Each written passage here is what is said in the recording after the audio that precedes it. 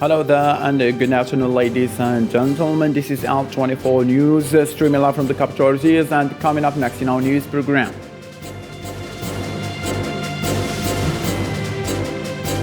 Anti-government protesters have stormed the Libyan parliament in the city of Tobruk as demonstrations took place across the country against the country political deadlock, continued power cuts, and rising price.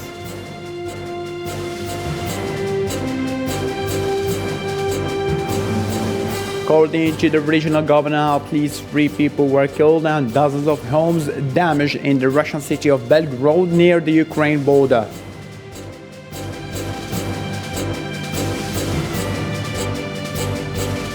As the country struggles with economic problems, Argentina's economy minister resigned unexpectedly Saturday, dealing a fresh blow to the government of President Alberto Fernandez.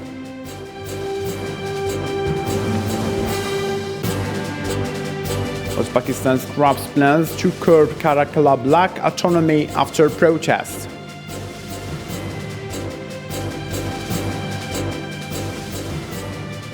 Hello again and welcome. I'm your host Abdurrahim Kashur, and those were today's top stories. Starting from Africa, in the Ghanaian capital Accra, the leaders of the economic community of West African states meet again to discuss the sanctions imposed on Mali, Burkina Faso, and Guinea Conakry against the backdrop of what the group calls the military control of power in the 3 countries. Although Mali received the most sanctions compared to Guinea and Burkina Faso, Conakry has launched in the past few days an intense diplomatic campaign to reassure the leaders of West African countries and avoid further sanctions, strengthening its commitment to achieving a calm and inclusive transition of power. The personal envoy of the United Nations Secretary General of Western Sahara, Stephen de Mistura, continues a new tour on the region, which he stated started yesterday from Morocco as one of the 2 parties united to the conflict. United Nations spokesperson Stephen Dujarric stated that the personal envoy went to Rabat on Saturday to meet with officials in Morocco and also intends to visit Western Sahara during his trip, without clarifying whether the diplomat intends to visit Algeria and Mauritania as they are neighboring countries. According to local media, the chairman of Tunisia's Constitution Committee has denounced a draft constitution released this week by President Kais Saied. Saied appointed Sadouk Balaid, a former constitutional law professor, to prepare a new constitution for New Republic. And according to Balaid, Saied's version was risky and different from the original proposal put out by the Constitution Committee. After Libyans' protests against bad living conditions and ongoing political deadlock, Prime Minister Abdelhamid Dbeiba agrees to departure of all institutions, including the government. Rimzian. Libya was stormed by protests on the 1st and 2nd day of July by protesters demanding national elections and the end of Libya's transitional period in the capital Tripoli and several other cities. We, the youth, come out today to demand the end of the transitional period. We want elections. This is the right of the Libyan street and the right of the youth. The street is the basis of the legislation. Protesters broke into Libya's parliament in Tobruk and set fire in front of the building to express their anger towards deteriorating living conditions and ongoing political deadlock.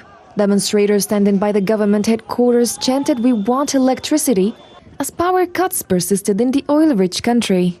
The Prime Minister of Libya's government of national unity, Abdelhamid Dbeiba, said he supported the country's demonstrators and agreed to the departure of all institutions, including the government, emphasizing the necessity of elections. While the protesters raised several demands, especially to accelerate the elections, the Presidential Council announced that Libyans' will to change and form an elected authority would be realized. For its part, the United Nations called protesters to stay calm and avoid all acts of violence. The people's right to peacefully protest should be respected and protected, but riots and acts of vandalism, such as the storming of the House of Representatives headquarters late yesterday in Tobruk, are totally unacceptable. It is absolutely vital that calm is maintained, responsible Libyan leadership demonstrated, and restraint exercised by all. Libya was expected to hold presidential elections on December 24, 2021. However, the elections, part of a roadmap adopted by the UN-sponsored Libyan Political Dialogue Forum to regain stability in the country following years of political division and insecurity, were postponed due to technical and legal issues. The latest protest came after the leader of the parliament and another legislative chamber based in Tripoli failed to reach an agreement on elections during UN-mediated talks in Geneva. Algeria's oil and gas earnings are up to 70%, have reached $21.5 billion in the first 5 months of 2022 compared to $12.6 billion in the same period last year. And based on this, Algeria is negotiating with all its clients to review gas prices.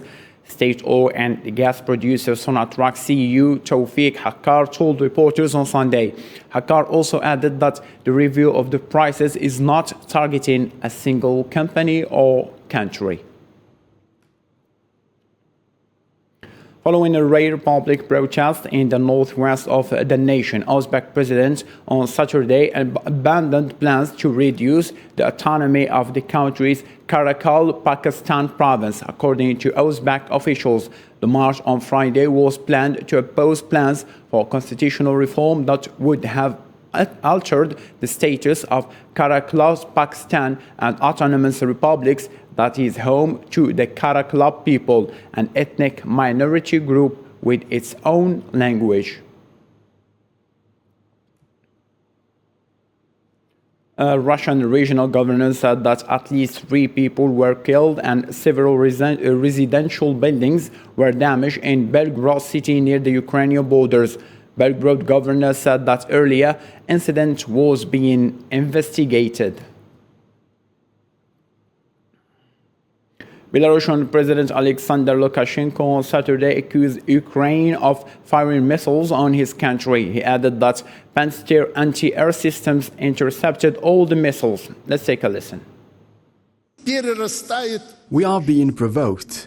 I have to tell you that about 3 days ago, maybe more, there was an attempt from Ukraine to hit military targets in Belarus. Thank God, our Pantsir anti-aircraft systems intercepted all missiles fired by Ukrainian forces. According to the Russian Defense Ministry, Russian soldiers said that they have liberated and taken full control of Lugansk region, including Lysychansk in eastern Ukraine. However, Ukraine remains defiant, Islam said. Russia said they had taken control of the eastern Ukrainian region of Luhansk after taking Lysychansk, the last Ukrainian stronghold, although Ukraine has not responded despite reports of intense combat there. Russian armed forces continue to successfully advance in the Lysychansk region. Russian defense minister said Russian forces and their allies liberated Luhansk region, the region which showed ferocious battles between the two sides.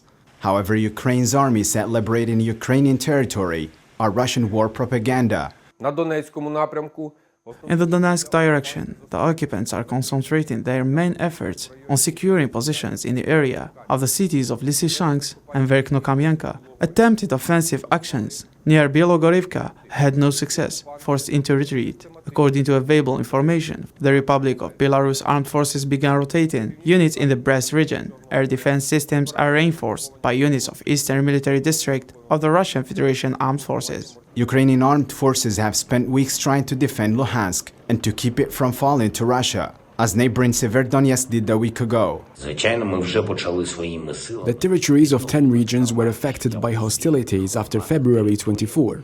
During this time, we managed to free 1,027 cities and towns. Another 2,610 are still under Russian occupation, and most of them need reconstruction. 100 of them were entirely destroyed by the Russian army. After intensive Ukrainian resistance prevented Russian seizing the capital, Kiev, Moscow turned its focus to taking full control of Luhansk and Donetsk provinces in Ukraine's eastern Donbass region. Ukraine's President Volodymyr Zelensky talked about the upcoming Ukraine Recovery Conference in Lugano, which can become, as he described it, an essential step for Ukraine's reconstruction and the huge reconstruction project which will be needed to get the country back on its feet. Meanwhile, the President of the European Commission, Ursula von der Leyen, called on Friday on Ukraine to accelerate its anti-corruption reforms, assuring the country of the support of the 27 nations on the long road to EU accession. Of course, we have already begun to restore everyday life in the liberated communities and territories through our efforts. But implementing such a large-scale project throughout the country, providing new safety standards above all, and a new quality of life is possible only by attracting international opportunities. Therefore, the conference in Lugano can become an essential step for Ukraine's reconstruction. Preventing and combating corruption has been particularly high on your agenda since the Revolution of Dignity. You have created an impressive anti-corruption machine. But now, these institutions need teeth and the right people in senior posts. Dozens of flights were cancelled at Paris Charles de Gaulle Airport affected by wages and working conditions, while 15 flights were cancelled and 175 others delayed in Madrid by strike cabin crew. The firefighters of Paris have been on strike since Thursday, forcing the General Directorate of Civil Aviation to request preventing flights cancellation. Parts of the runways to have been closed for safety. Saturday's abrupt resignation of Argentina's economy minister dealt President Alberto Fernandez's administration another setback as the nation deals with its current problems. Argentina's economy minister resigned unexpectedly Saturday, dealing a fresh blow to the government of President Alberto Fernandez as the country struggles with economic problems.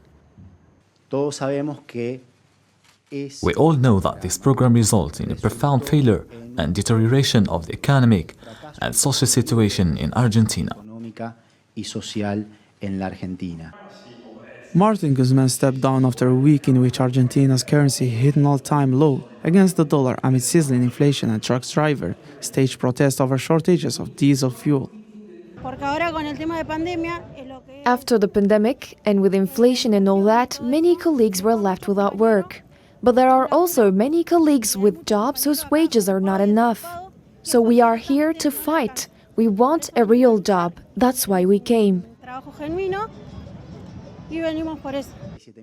Illustration the tensions, Guzman announced his resignation, while Vice President Cristina Fernandez was given a high-profile speech in which she criticized the government's economic policies. There are many people, many little children in the neighborhood who come to the soup kitchen for aid. There is a lot of hunger and a lot of poverty in the neighborhoods. The government has to come to the neighborhoods. Argentina has suffered for years from shortages of dollars, which stems partly from the distrust of Argentines in their own currency amid high inflation. Inflation is running at an annual rate of more than 60%, and economists expect the rate to keep worsening.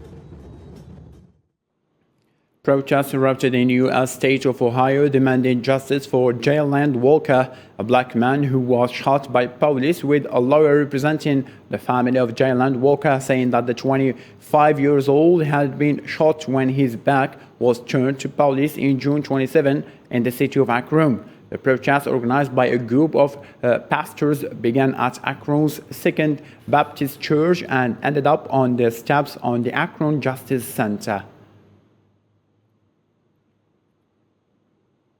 The Texas Supreme Court has blocked the lower court order that had allowed clinics in the state to continue performing abortions even after the U.S. Supreme Court overturned its landmark 1973 ruling that confirmed a constitutional right to abortion. It was not immediately clear whether the clinics in Texas that resumed performing abortions just days ago would have service again following the ruling late Friday night.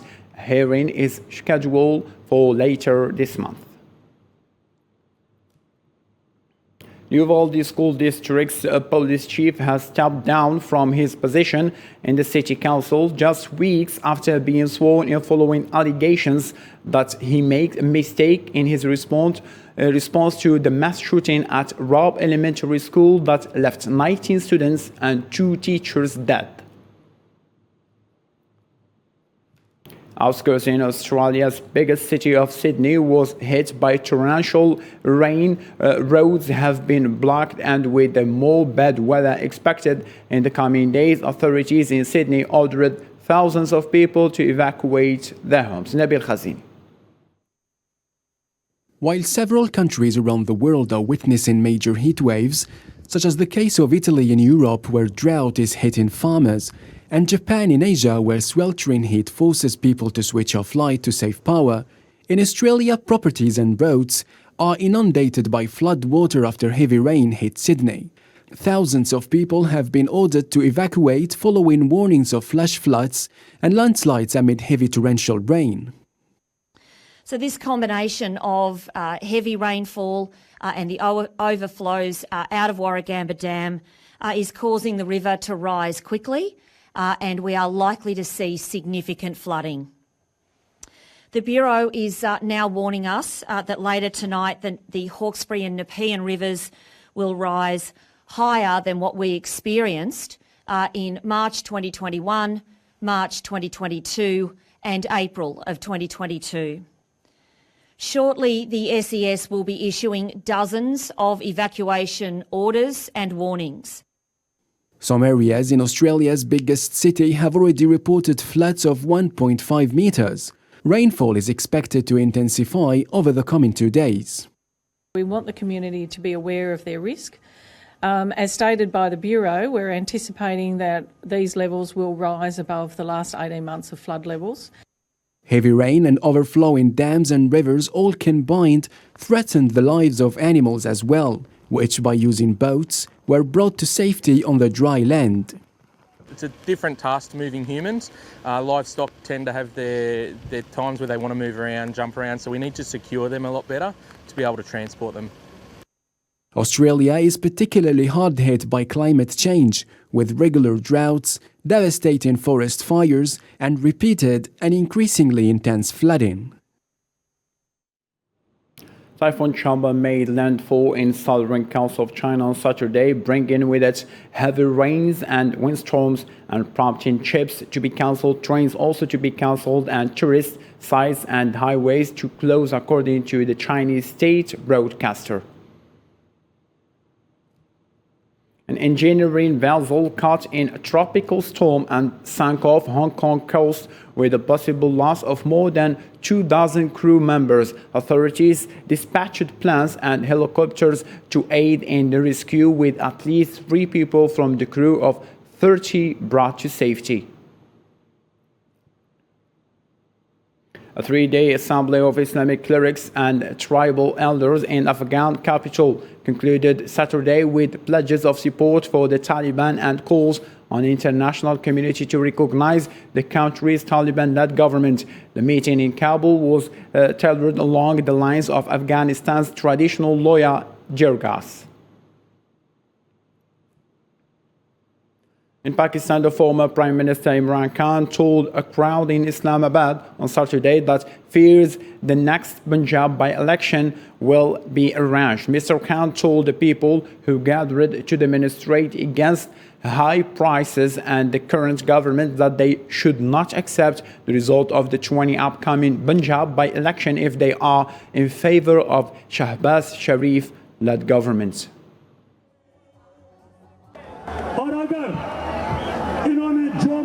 Whatever tactics the government used, whether they rig elections, whether they use police force in elections to win, this nation will not accept these thieves.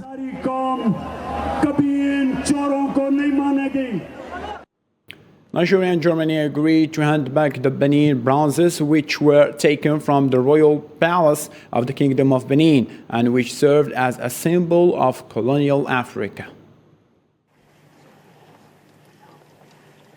A deal was made between Germany and Nigeria on Friday in Berlin that would allow the centuries-old figures known as the Benin bronzes, which were taken from Africa in the 19th century and are now on the exhibit in German museums among other places, to be returned.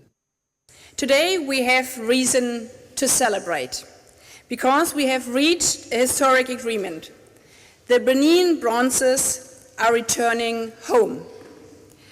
These pieces are not only magnificent artifacts, they are some of Africa's greatest treasures.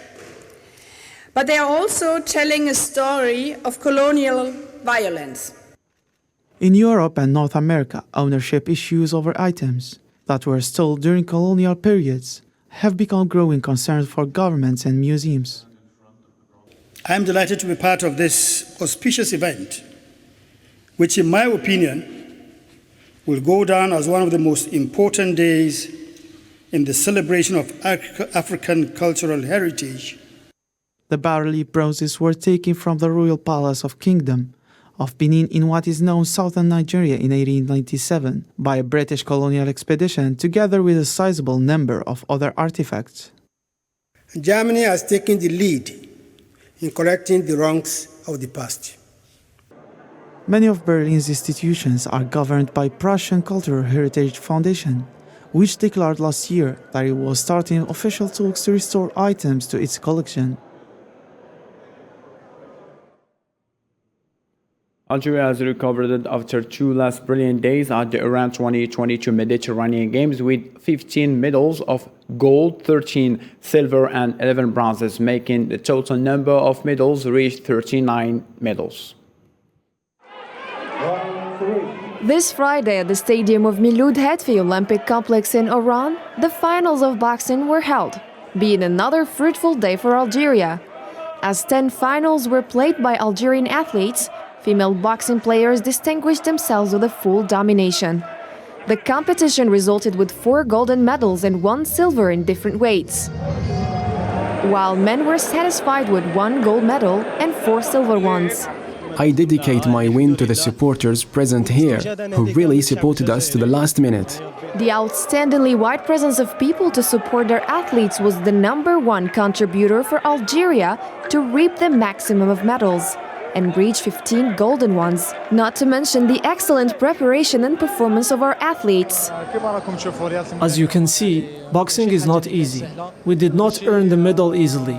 After many rounds with world champions and Europeans from Albania, Croatia and Montenegro, as well as Africa's champion, the competition was intense, but thank God we earned the first place, thanks to our efforts and preparation.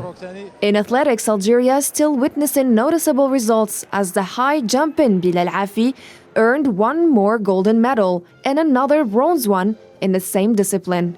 In addition to Abdelmalik Loulou, who recorded another Algerian presence in the 400 meters hurdles race to enhance the total number of medals and maintain the 3rd place with 37 medals. Thanks God for this result, in which I broke my personal record and qualified to Islamic Games. Thanks God we worked hard and earned our results. I said it and I repeat it, 50% of my energy comes from the supporters. This year marks Algeria's first time to win 10 golden medals since 2002 Mediterranean Games in Tunisia, and is willing to maximize and enhance the number of its medals to an unprecedented record. And to have more updates of this participation in Iran 2022, I'm joined with Al24 News Special Envoy Usama Yad in Iran. Usama, hello over there.